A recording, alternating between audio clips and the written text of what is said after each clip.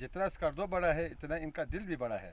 ان کا بہت بہت شکر گزار ہے. اسکردو ٹی وی کا بہت بہت شکریہ. آپ لوگ وقت نکال کے یہ سرفرنگا میدان میں مہاجروں کا فریاد دیکھنے کے لیے آپ لوگ آیا. آپ لوگ کا بہت بہت شکریہ.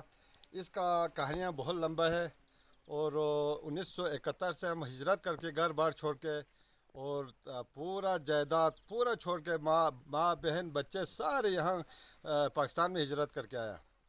آنے کے بعد پھر یہاں پہ 1978 میں یہ سرفرنگا میدان میں بغیر پانی کا ایک میدان ہمیں الاٹ کیا اور اس کے بعد مختلف مسائل ہو کر 2002 میں اس پورا رابطے کو 20 کنال ہر 267 چولہے پہ انتقال ہو کے ملکیت کر کے بلکہ قابض ہے. اور اس کے علاوہ بھی مختلف اداروں نے تنگ کر کے بڑا مشکل سے یہاں قبضہ ہوا ہے. 2008 میں مشرف پاکستان حکومت کے دور میں مشرف صاحب نے 2 کروڑ 30 لاکھ کا ایک لیبریشن ہمیں دیا. وہ بھی خیر سیاسی نظر ہو گیا. ٹھیکیداروں کا مہربانی سے وہ بھی دفن ہو گیا, وہاں ناکام ہو گیا. اس کے بعد پھر اپنے مدد آپ سے ہم نے وہ جگہ پہ ایک سولر وہ ٹینکی بنایا جو ہمارا اپنے پلاٹ ہے. وہ بھی 2.5-3 لاکھ روپے اس میں دفن کر کے پانی نکلا ہوا ہے. میرا اپنے ذاتی پلاٹ ہے وہ.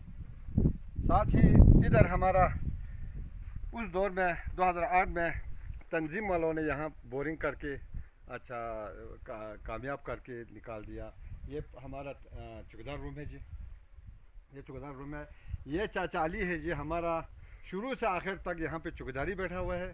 اور یہاں تو لپو ان کا بھی مہربانی ہے کیونکہ اپنے وقت نکال کے بہت کوشش کر کے یہ سرسبز کرنا اور اس میدان میں پانی نکال کے سرسبز کرنا. اللہ بھی خوش ہوگا, عوام بھی خوش ہو گیا, پرندے اور چرندے سارے پانی پی کے جا رہا ہے. اور اس سولر جو جناب آپ کو گزارش ہے کہ یہ سولر جو بنایا ہے, آپ سولر کی طرف جائے.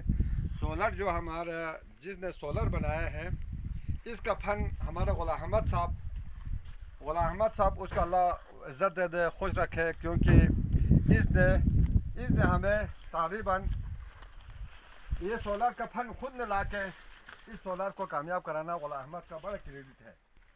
کیونکہ عوام بھی بڑا اس پہ خوش ہے کیونکہ اس نے اتنا محنت کر کے سولر لایا تو ادھر این جی او سے یا لائے یا خود نے لائے ادھر کامیاب کرا کے ہمیں ادھر پانی نکال دیا.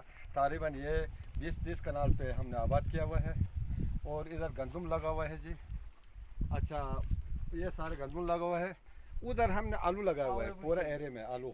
چاچا علی یہ ہمارا چوکیدار ہے جی. آپ دیکھیں نا یہ چوکیدار چاچا علی رات دن محنت کرتا ہے, پانی نکالتا ہے اور کھیتوں میں سرسبز کرنا ہے. اس کو بھی ثواب ہے, حجی کا ثواب ہے. آپ کو ٹھیک ہے حجی, حجی کا ثواب ہے. آپ محنت کرو انشاءاللہ آپ کو بہت شکر گزار ہے. باقی اور کیا کہ ہمارے اسکائی ٹی وی والوں کا بہت مہربانی کیونکہ ہم نے 1971 میں پورا جائیداد پھینک کر یہاں پہ آیا اور پیغمبر صلی اللہ علیہ وسلم کی سنت ہم نے وہ کیا مہاجر اور انصار کا.